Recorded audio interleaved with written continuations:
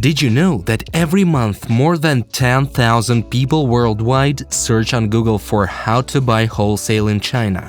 I'm not surprised, as I've seen many people earn a decent living for their families through wholesale business. Watch this video till the end, where I'll talk about the top 3 types of products for conducting such trade. Let's get shopping!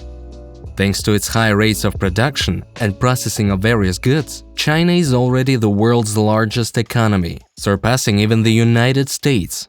Buying wholesale from China isn't rocket science, but a few fundamental questions will make or break your wholesale business. There are usually 2 options for wholesale sales of goods in China: ready-made goods and products produced under your brand.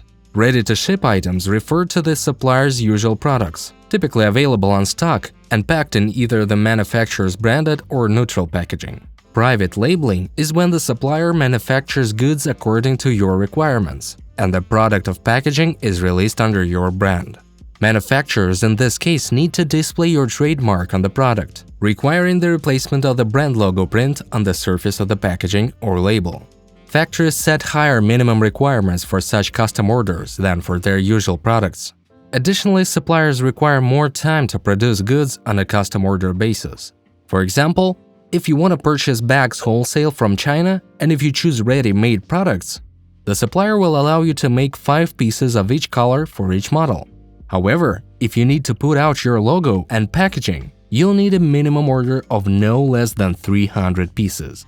If you are a newbie buyer planning to import goods wholesale from China for resale, it's best to start with ready-made products and first test the target market to avoid investing in excessively large stocks. On the other hand, if you're confident in your market trend judgments, private labeling can help you establish your brand and stand out from competitors. When it comes to importing from China, many buyers want to buy directly from the factory, but actually, working directly with the manufacturer may not always be your best option. You might think factory prices should be lower, right? But here are the facts you can't ignore when purchasing goods wholesale from the factory.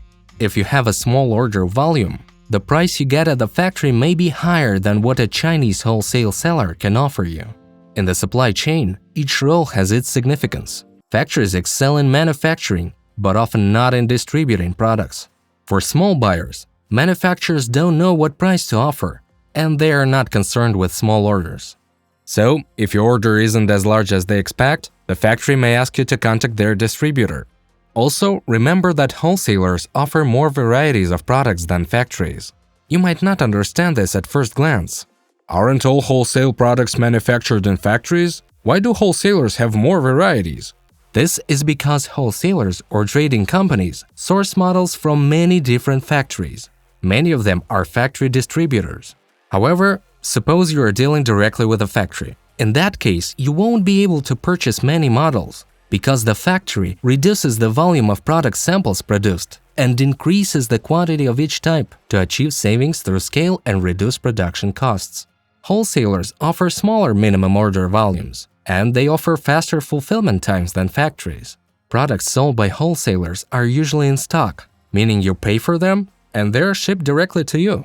Also, regarding products that are in stock, wholesalers don't mind placing small orders initially. This allows you to establish relationships with your customers. In contrast, factories usually don't have stock, and for each order you place them, they need to prepare raw materials and organize production. Thus, the manufacturer will have a different requirement for the minimum order quantity, and the lead time will also increase. So, you've chosen not to go with a factory, but to buy from a wholesale seller. The question arises, where do you find them? Many startups aiming to buy wholesale in China first try to find the best wholesale website, but they may not realize that buying on wholesale websites in China might not be suitable for them. Certainly, buying on a Chinese wholesale website has many advantages, especially if you can't personally go to China. No need to hassle with tickets, visas, and long flights. Plus, you'll have the opportunity to learn the language.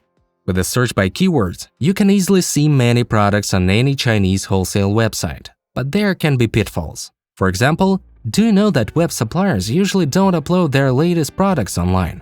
They try to avoid product copying by their colleagues. True, there is an option to learn about new products by phone. Well, if you are nostalgic for the times when the internet was just a plan, then you can try. Also, due to the state business model, Chinese e-commerce trading platforms have no incentive to strictly check their suppliers, which can lead to a lot of fraud. So there's a possibility that the supplier you find on wholesale trading websites may not necessarily have a developed supply chain, and they may not know how to ship goods to your country, how much it will cost, and what risks are involved. Remember, most suppliers you find online probably use Google Translate to communicate with you, so you may not always understand each other. That's why they often don't respond to your emails. The main advantage of wholesale sales websites is that they work at a time convenient for you, and you don't need to pay for access to them. But the most traditional and effective way to import from China is to purchase goods at physical wholesale markets. There, you can see and touch a large quantity of products. A wholesale market should be viewed as a year-round trade show. It's a place for gathering and distributing goods. Here, you can see more models than at any factory.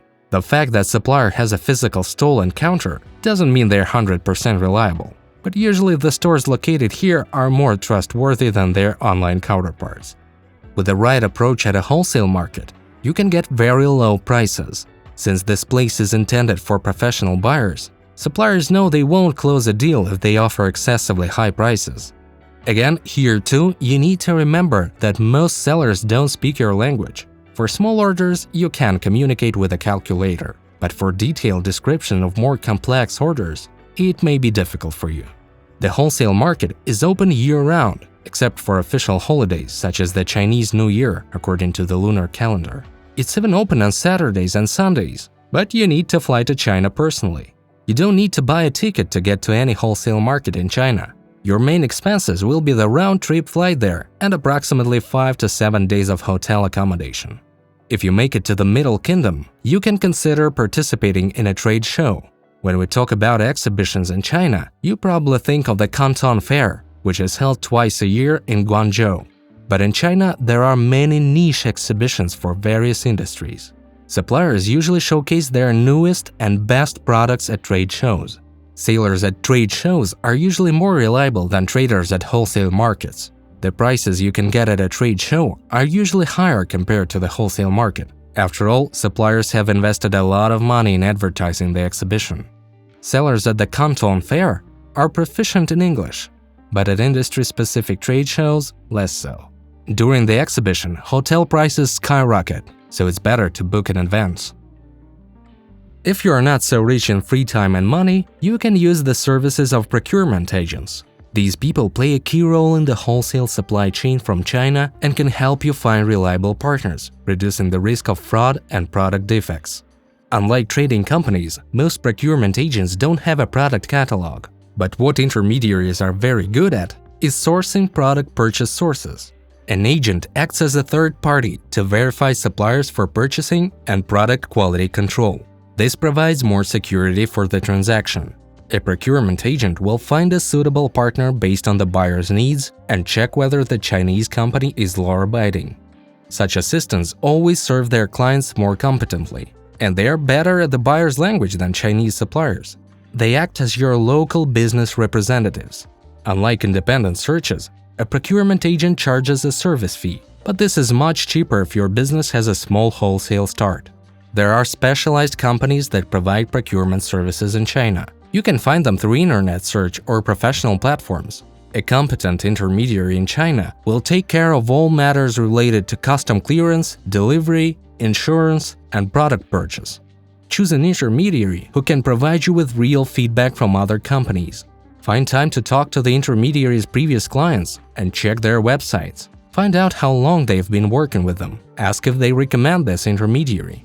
Before working with a procurement agent, make sure you have done enough research and check the reputation of the agent or company to avoid possible problems and deception.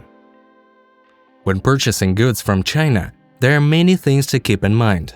In this part of the video, I'll talk about the most popular wholesale products and key points to consider when purchasing them, which you need to know. If you want to start a wholesale business, consider importing women's, men's, and children's clothing from China, as garment items are usually unaffected by economic cycles and are always in high demand. The city known for women's fashion and children's clothing production in China is Guangzhou, where you should look for companies to cooperate in this segment of goods. The best jeans are made in Xintang.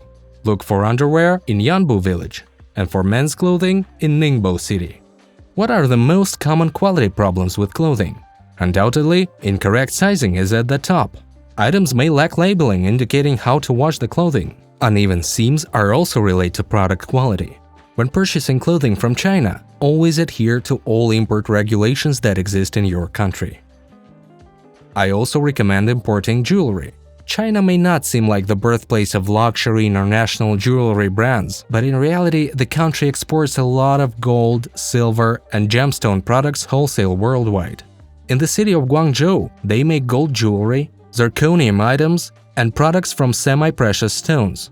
Yiwu is a city that produces fashionable jewelry and accessories, and Dongguan should be considered when purchasing stainless steel jewelry. Look for silver products from companies in Shangwei. When purchasing such items, pay special attention to scratches and dents on the surface. Also, watch out for sharp edges and missing parts on the items. And don't forget the import regulations. Jewelry should not contain excessive amounts of heavy metals or chemicals, such as nickel, lead, cadmium, mercury. The country of origin should be indicated on the jewelry or packaging. If the jewelry contains parts of wildlife, such as shells, corals, animal skins, and wood, it's important to ensure that they do not belong to endangered species. Also, jewelry made of precious metals should have markings indicating the content of precious metals. Well, where would we be without it in the modern world? Electronics are one of the most exported goods from China. Personal appliances are replaced every 1 to 2 years, which presents an excellent opportunity for many entrepreneurs interested in wholesale sales of these products from China. Also, due to the rapid turnover of electronics, the margin in this category is usually high. The leading cities in China for electronics are Shenzhen, where electronic components and household appliances are produced, and in the city of Wuxi, you should purchase microelectronics, semiconductors, and integrated circuits. And here, too, you need to remember the problems with this category of goods from China. It often happens that the product simply doesn't function. Check the durability of the power cord under load. Manufacturers often claim false battery capacity. The power plug is not always suitable for export markets, and the product specifications simply do not match the stated ones. Once I tried to compare the parameters of a Chinese gadget with the stated ones. It turned out to be like trying to compare a panda with a penguin. Both cute, but something doesn't match. When importing electronics, you also need to know that the allowable levels of hazardous substances might comply with target market standards. The electrical and electronic equipment recycling logo should be on the packaging or product. And here we come to the end of my exciting journey through wholesale purchasing of goods in China. I hope that my tips and recommendations will be useful to you. Remember, in the world of wholesale trade, it's important to be attentive, patient, and always strive for the best results. Thank you for being with me. Don't forget to subscribe to the channel. I promise you that if this video gathers many views and likes, there will be a continuation, and I still have more to tell you about this business. Until next time, successful purchases and successful deals. Bye-bye!